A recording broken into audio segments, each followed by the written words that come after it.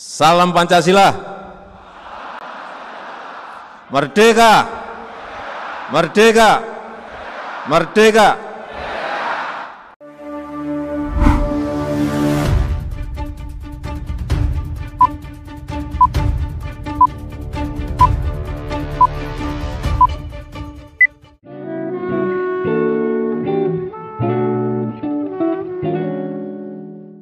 Rakernas keempat PDI Perjuangan saat ini sangat relevan dengan keadaan yang kita hadapi,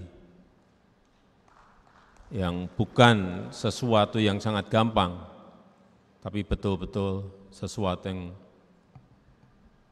tidak mudah untuk diselesaikan, karena ini menyangkut ancaman perubahan iklim, nyata dan sangat kita rasakan dalam kehidupan kita sehari-hari saat ini. Kenaikan suhu bumi, kekeringan di mana-mana, kemarau panjang, sehingga menyebabkan gagal tanam, menyebabkan gagal panen, dan super El Nino yang ada di 7 provinsi di negara kita juga mempengaruhi pasokan pangan kepada rakyat kita Indonesia. Plus ditambah yang kedua, yang pertama ancaman perubahan iklim, yang kedua juga yang berkaitan dengan geopolitik dunia, yang juga berpengaruh pada pasokan pangan. Perang di Ukraina, kelihatannya perang di sana jauh dari kita. Tapi ternyata gandum yang tadi disampaikan oleh Ibu Mega, gandum kita impor gandum itu 11 juta ton. Dan hampir 30% itu berasal dari Ukraina dan Rusia. Karena di sana memang produsen gandum terbesar dunia. Saat saya bertemu dengan Presiden Zelensky, beliau menyampaikan pada saya, ada stok 77 juta ton berhenti di Ukraina karena perang. Begitu saya masuk ke Rusia, saya bertemu dengan Presiden Putin, beliau juga cerita, di Rusia ada 130 juta ton gandum yang berhenti, tidak bisa diekspor karena keamanan laut. Artinya total dari 2 negara itu yang tidak bisa keluar gandumnya 207 juta ton. Sehingga yang terjadi adalah di Afrika, di Asia maupun di Eropa sendiri, kekurangan pangan itu betul-betul nyata dan terjadi. Harga yang naik secara drastis, dan bahkan kemarin saya membaca di sebuah berita, di satu negara maju di Eropa, anak-anak sekolah banyak yang sudah tidak sarapan pagi. Yang biasanya sarapan pagi sekarang ini sudah tidak sarapan pagi karena kekurangan bahan pangan, karena mahalnya bahan pangan. Yang ketiga yang sekarang terjadi menyebabkan pangan semakin naik harganya adalah 19 negara sekarang ini sudah tidak mengekspor pangan. Bahkan tadi pagi saya baca lagi, bukan 19 lagi, tapi 22 negara sekarang ini sudah tidak mau mengekspor bahan pangannya. Termasuk di dalamnya adalah beras. Ada Uganda, Rusia, India, Bangladesh, Pakistan,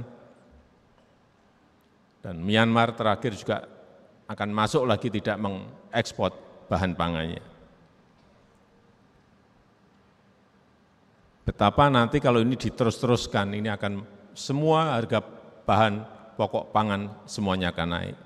Sehingga sekali lagi, saya sangat setuju apa yang tadi disampaikan oleh Ibu Ketua Umum, Bu Mega. Semuanya setuju. Dan lebih setuju lagi apa yang disampaikan calon presiden Pak Ganjar Pranowo. Tadi saya bisik-bisik ke beliau, Pak, nanti habis dilantik, besoknya langsung masuk ke daulatan pangan.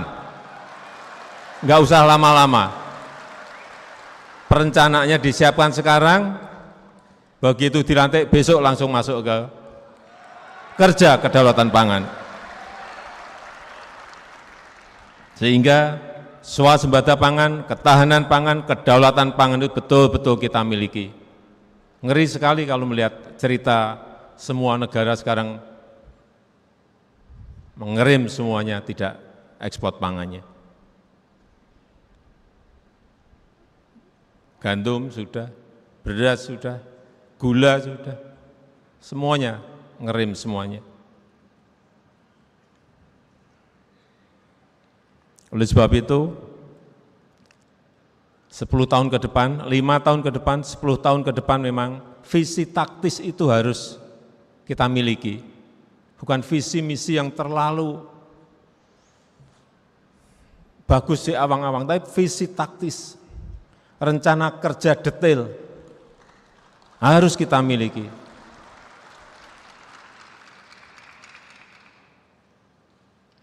Dan saya yakin Pak Ganjar mampu menyelesaikan ini.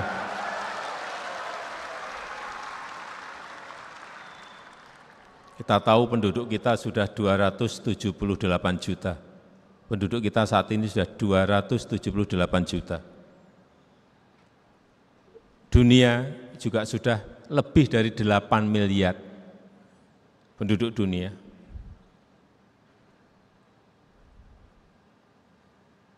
Dan akan terus bertambah. Di tahun 2030 diperkirakan sudah mencapai 310. Karena pertumbuhan penduduk kita 1,25%, kenaikannya per tahun. Artinya sekali lagi, pangan menjadi kunci, seperti yang disampaikan oleh Bung Karno, pangan merupakan mati hidupnya suatu bangsa, itu betul sekali. Beliau sudah melihat kejadian yang sekarang ini kita alami. Sekali lagi, 5 tahun ke depan, 10 tahun ke depan, visi taktis itu harus kita miliki.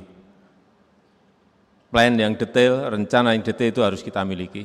Sehingga jelas berapa waduk yang harus kita siapkan, berapa embung yang harus kita siapkan, berapa kilometer irigasi yang harus kita siapkan. Rencana detail itu ada, dan kapan itu bisa kita selesaikan. Karena waduk kita mungkin sampai tahun depan baru akan tambah kira-kira 61 waduk. Total waduk kita kurang lebih nanti plus 230 berarti kurang lebih 300-an waduk.